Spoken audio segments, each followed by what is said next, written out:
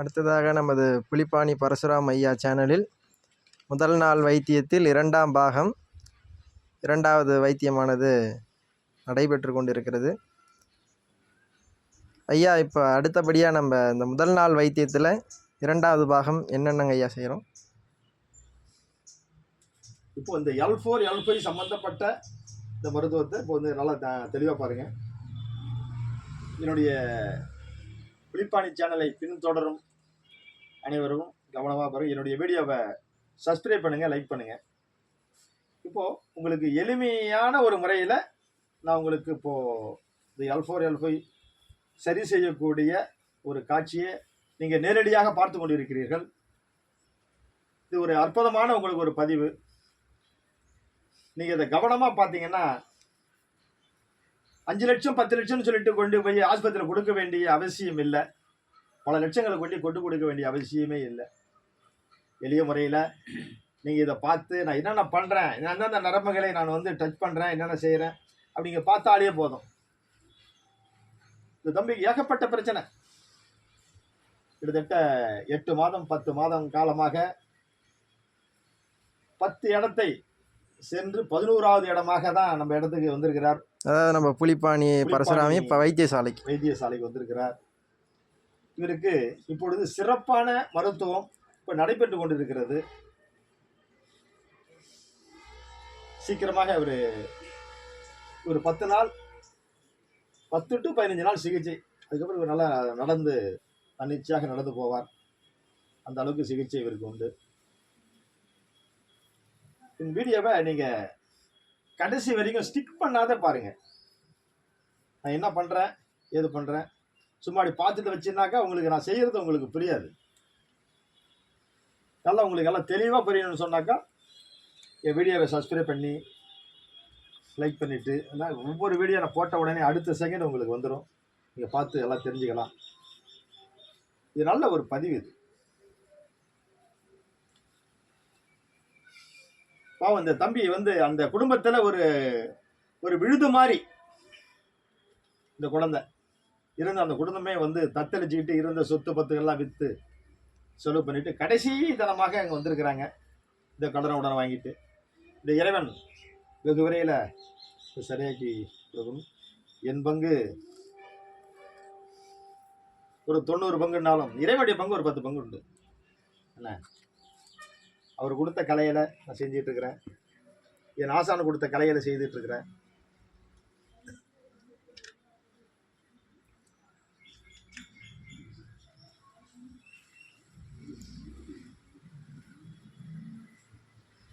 நம்ம 11வது இடமாக நம்ம போயிட்டு இருக்கோமே, நம்மளோட உடம்பு சரியாயிடுமாங்கிற ஒரு கலக்கத்தோடையே வந்திருக்காங்க. அது அனைவருக்கும் ஒரு நோயாளிகளுக்குள்ள ஒரு பயமாக பார்க்கப்படுது. இருந்தாலும் நம்ம புலிப்பாணி பரசுராமர் வைத்தியசாலைக்கு வந்து அது குணமாகாம எதுவும் இருந்ததாக இல்லை. கிடையாது.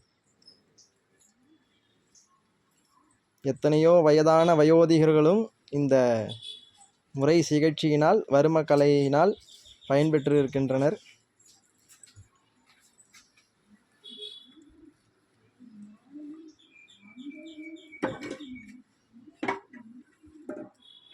ஒன்று போதும், ஒரே வருது.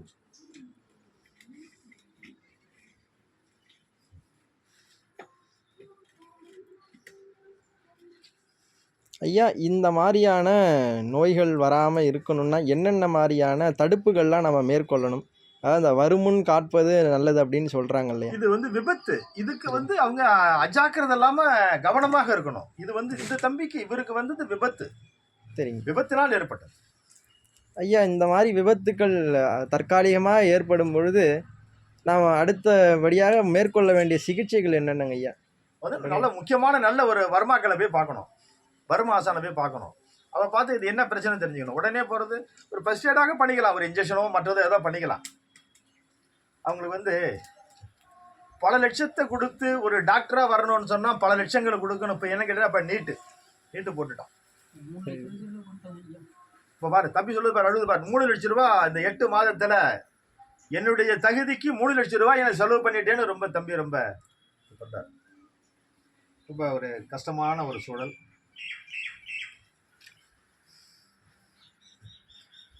அந்த அறுவை சிகிச்சைக்கு போகாம மற்ற எதுக்கும் போகாம நல்ல ஒரு வருவா பார்த்தோன்னா இது வந்து இப்போ என்கிட்ட வந்திருந்தாருன்னா ஒரு 3 days ஒரு 5 daysல அப்பயே சரியாக்கி இருப்பேன். இல்லை ஒரு 10 days அவ்வளோதான், அதுக்கு மேலேயே கிடையாது. ஆரம்பத்திலேயே என்னை சந்திச்சா இருந்தாலும் சொன்னா நேத்தி தான் அண்ணி வந்து சொன்னாங்க. முன்னாடி தெரிஞ்சா வந்துருப்பான். வந்திருக்காங்க. இந்த ஒரு அம்மா வந்திருக்காங்க. அவங்கள்ட்ட அப்புறமா அவங்கள்ட்ட பேட்டி உங்களை கண்டுக்குங்க. சரிங்க. அற்புதமான நிலை. அதாவது செவி வழி செய்தியா, அதாவது நம்மளுடைய யூடியூப்பை பார்த்துட்டு செவி வழி செய்தியாக கேட்டு வந்திருக்கின்றனர். ஆமா, யூடியூப்பை பார்த்துட்டு செவி வழியாக கேட்டு வந்தவர்கள் தான். அவங்க பார்த்துட்டு இப்போ சொன்ன பேஷண்ட் தான் அவங்க மூலியமாக வந்தது தான் அவங்க. நேற்று முந்தா நாள் 2 பேர்கள் வந்தாங்க. 2 பேர்களும் நல்ல ஒரு குணமடைஞ்சு நல்ல ஒரு இதோட வந்தது. நடக்க முடியாத வந்தாங்க, நடக்கும்போது போகும்போது எல்லாம் சிறப்பாக நடந்து போனாங்க ஒரே நாளையில். அவங்களாம் ஒரு 10 நாள் இருந்தாங்கன்னா அவங்க யாரும் ஒன்றும் பண்ண முடியாது. நல்ல ஒரு அற்புதமாக அவங்க செயல்பாடு. ஹாஸ்பிட்டல் ஜிஹெச்சுக்கோ மற்ற இங்கே ஆங்கில மருத்துவத்துக்கு போகலாம். திடீர்னு ஒரு அறுவை சிகிச்சை மற்றது போக்குவரத்து, ஆனால் பரிபூரணமான ஒரு தீர்வு கிடைக்காது. தற்காலிகமானதாக கிடைக்காது. நம் சித்த வைத்தியத்திலேயே அது ஒரு பரிபூரணம் தான், உள்ளிருந்து செயல்படுவதான தாத்பரியம். இந்த பிரச்சனைக்கே ஹாஸ்பிட்டல் ஐயா, உனக்கு ஒன்றும் இல்லை, போய் சைக்கிள் ஓட்டு, ஆற்றுல போய் நீச்சல் அடி. சிங்கப்பட்டி ஹாஸ்பிட்டல், அதாவது மருத்துவமனையில் வந்துட்டு ஃபிசியோதெரப்பிங்கிற மொழியில் சொல்லியிருக்காங்க ஐயா. அதாவது ஆற்றுல நீச்சல் அடிக்கிறது, மிதியடி மிதிக்கிறது, இதை மாதிரி செய்தால் சரியாயிடும்னு சொல்லி அறிவுரை கூறியிருக்காங்க. சரி, அப்படியே வந்து அப்படியே பிறண்டு படுங்க, அப்படி இருங்க, பிறண்டு படுங்க, பார்த்து பொறுமையாக பிறண்டு படுங்க. அந்த ஐயா அப்படி கொஞ்சம் பிடிச்சி தூக்கி தம்பியை பிறண்டு விடு. கொஞ்சம் வாங்க, பொறுமையாக படைய பார்த்துக்கிறேன். அப்படியே நீ பண்ணி எடுத்துகிட்டு இருக்கும். அவ்வளோதான். அவ்வளோதான், சரியா போச்சு. அந்த 2 கையும் அப்படியே தலைக்கு வச்சுக்க, நல்லா நீட்டுக்கு. அவ்வளோதான், 2 கையும் அப்படி வச்சுக்க. போதும், வச்சுக்க வச்சா பார்த்துங்க ஐயா. அடுத்தபடியாக என்ன வைத்தியங்க ஐயா? இப்போ இது வரைக்கும் முன் போர்ஷனை பார்த்தோம். இப்போ பின் போர்ஷன், இப்போ தண்டு வடத்தை பார்க்குறோம். L4 L5 நம்மளுடைய பிரதான சிகிச்சை. இப்போ இதுக்கப்புறம் தான் அவருக்கு பிரதான சிகிச்சையை.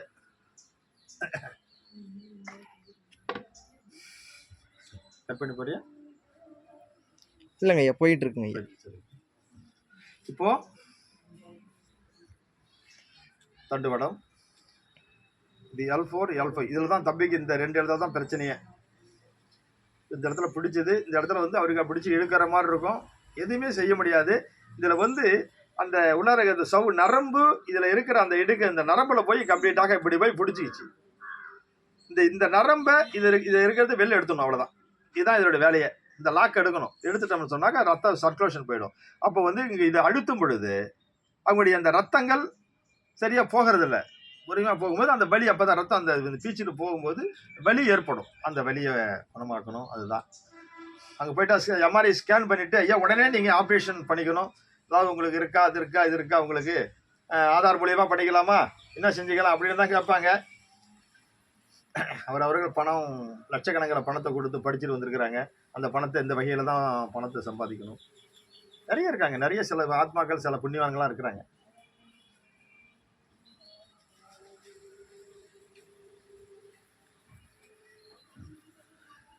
இப்போ தம்பிக்கு பிரச்சனையே இந்த இடத்துல தான் பிரச்சனையா.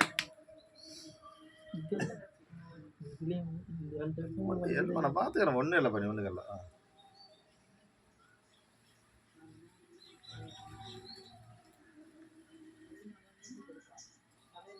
ஒன்று எப்படி ஆச்சு?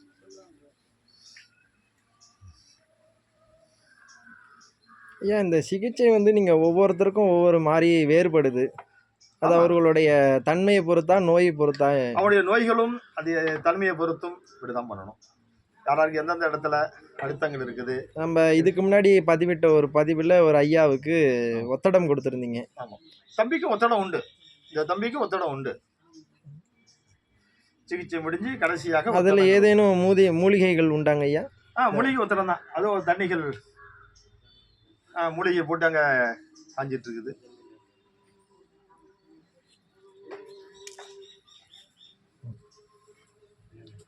மருந்து எரிச்சிட்டு இருக்கிறோம்.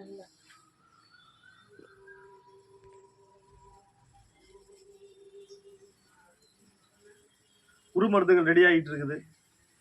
நீங்கள் டாக்டராகவும் பார்க்கலாம்.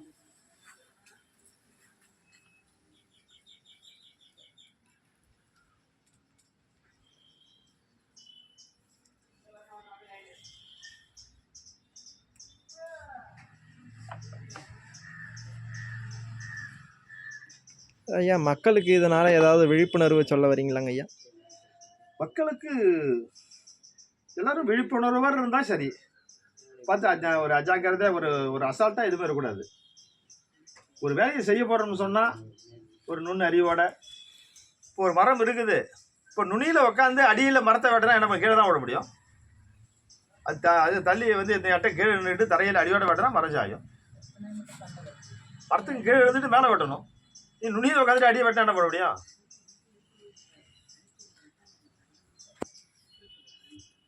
அவரவர்கள் ஜாக்கிரதையாக கொஞ்சம் நல்லா ஒரு கவனத்தோட ஒரு செயல்பாடு, எந்த வேலைகள் எந்த பணிகள் செய்தாலும் கவனத்தோடு செய்யணும்.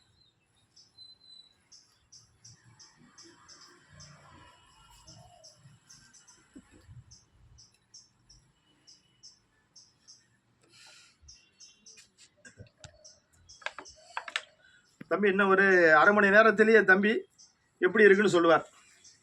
சரிங்க ஐயா. நம்முடைய அடுத்த மருத்துவ பகுதியானது, வைத்திய பகுதியானது நாளை உங்களுக்கு 3ஆம் பாகமாக நம் புலிப்பாணி பரசுராம ஐயா சேனலில் பதிவிடப்படும். மேற்படி நம் சேனலை முதலாவதாக பின்தொடர்பவர்கள் சப்ஸ்கிரைப், லைக் அண்ட் கமெண்ட் பண்ணவும். மற்றும் என்றும் அன்புடன் புலிப்பாணி பரசுராம ஐயாவுடன்.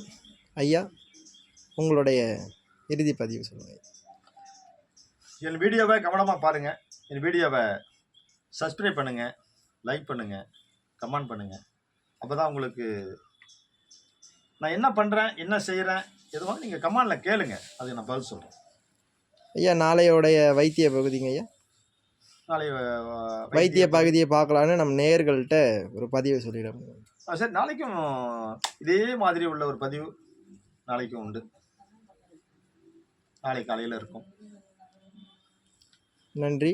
மீண்டும் நம் சேனலை சப்ஸ்கிரைப் பண்ணாதவர்கள் சப்ஸ்கிரைப் பண்ணியும் மற்றும் நம் சேனலுக்கான ஆதரவை தர வேண்டும் என்று கேட்டு விடைபெறுகிறோம். இங்கனம் புலிப்பாணி பரசுராம ஐயா வைத்தியசாலை. ஐயா நன்றி. நன்றி.